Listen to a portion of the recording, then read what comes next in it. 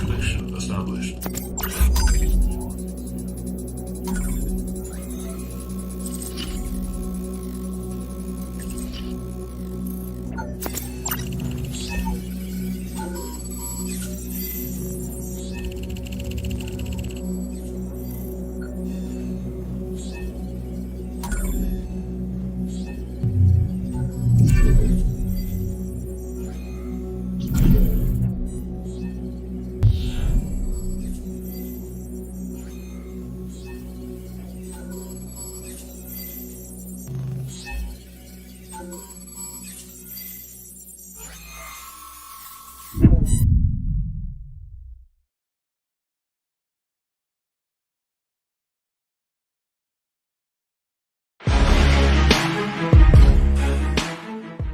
ಜಗತ್ತಿನ ನಕ್ಷೆಯನ್ನೇ ಬದಲಾಯಿಸಬೇಕೆಂಬ ಹಠ.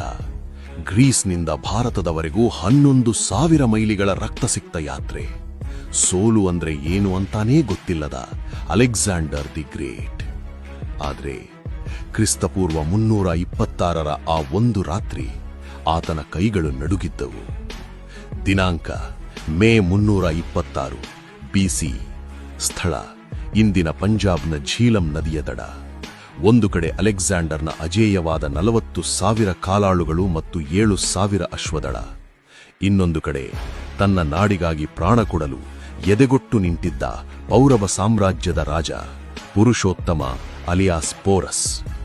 ಅಲೆಕ್ಸಾಂಡರ್ ಬಳಿ ವೇಗವಿತ್ತು, ಆದರೆ ಪೋರಸ್ ಬಳಿ ಬಲವಿತ್ತು. ಅದು ಬರೋಬ್ಬರಿ 200 ಯುದ್ಧದ ಆನೆಗಳು.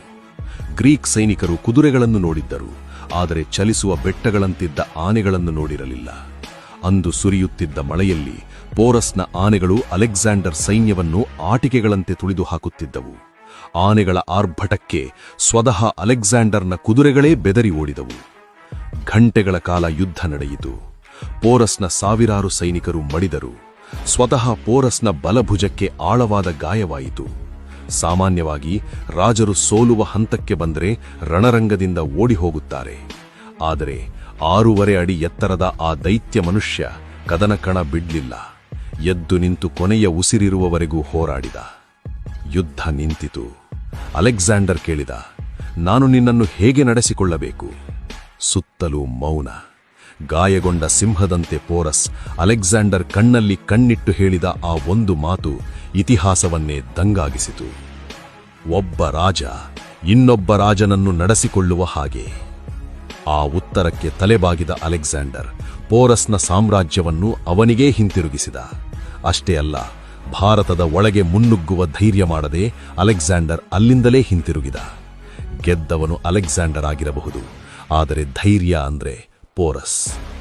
ಸ್ನೇಹಿತರೆ, ಸೋತರೂ ತಲೆಬಾಗದ ಪೋರಸ್ನ ಈ ಸ್ವಾಭಿಮಾನಕ್ಕೆ ಪ್ರತಿಯೊಬ್ಬ ಭಾರತೀಯನಿಂದಲೂ ಒಂದು ಸಲಾಂ ಇರಲೇಬೇಕು. ನಿಮಗೂ ಈ ಕಥೆ ಕೇಳಿ ಮೈ ಜುಮ್ಮನ್ನಿಸಿದ್ದರೆ ಕಮೆಂಟ್ ಬಾಕ್ಸ್ನಲ್ಲಿ ಮರೆಯದೆ ಜೈ ಹಿಂದ್ ಅಂತ ಟೈಪ್ ಮಾಡಿ. ನೋಡೋಣ ಎಷ್ಟು ಜನರಿಗೆ ನಮ್ಮ ಇತಿಹಾಸದ ಮೇಲೆ ಪ್ರೀತಿ ಇದೆ ಅಂತ.